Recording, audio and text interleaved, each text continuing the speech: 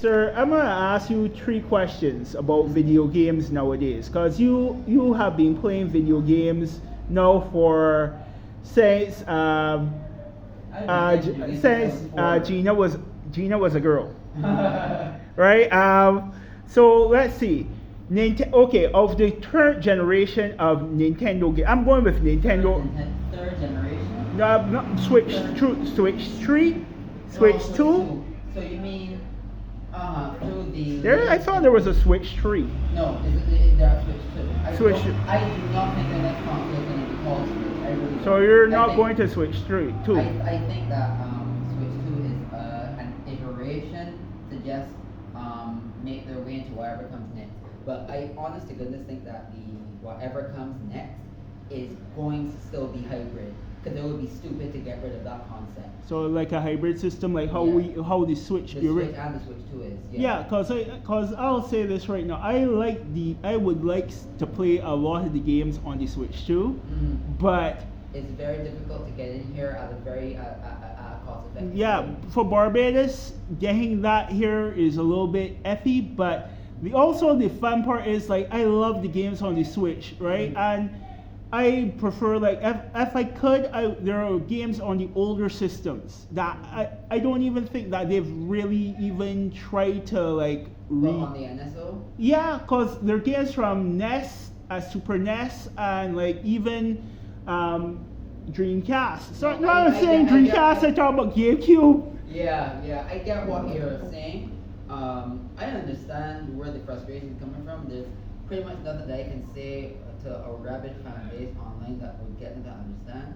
But what isn't being understood right now is that it's not as simple as Nintendo just making a decision and just going, okay, so let's just throw as many things onto the NSO as possible. Nah, I don't. They have to think about competing against themselves, because whenever a new game gets put onto their NSO service, they have to think about how many of the player base is going to now start playing that older game on there compared to what new thing they have on the pipeline that is more important to the bottom line. The other thing is third-party games that aren't there, that they have to negotiate with them about getting onto the service for how long, because we've seen some games come off, etc., etc.